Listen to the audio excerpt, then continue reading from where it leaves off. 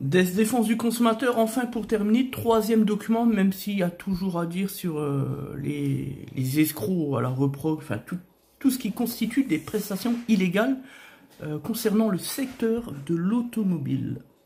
Suppression FAP, EGR, maintenant c'est au cœur du débat, la DBLU, suppression de tout, bref.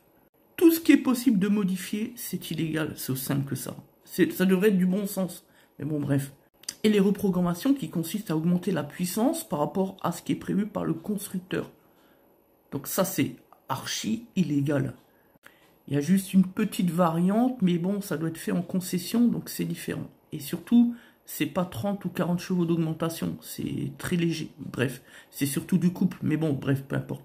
Je veux pas en parler parce que bon, après, tout le monde va penser que c'est possible, c'est légal, blabla, parce que les gens ne savent pas réfléchir intelligemment et c'est pas de comprendre le sens du droit et de la législation française. Bref, et surtout le sens de leur propre responsabilité. Alors aujourd'hui ici, je voulais évoquer, revenir un peu rapidement sur les statuts d'entreprise. Comme je l'ai dit, quand on fait de la reprog, on n'est plus dans le décor du secteur automobile, mais plutôt dans l'ingénierie, l'informatique, vous voyez, ce genre de choses. Et donc, pour créer une entreprise, mais comme l'administration fait rien, laxisme, inertie, comme d'hab, on le sait, ça fait bien longtemps. Eh bien, lorsque vous créez une entreprise, finalement, pour faire de la reprog, suppression de dispositifs, tout ça, ça doit passer par une qualification professionnelle relative à l'ingénierie. Il faut un diplôme d'ingénieur en informatique, spécialisation motoriste, etc. Bref, pour le secteur automobile. Si vous n'avez pas ça, vous ne pouvez pas créer l'entreprise.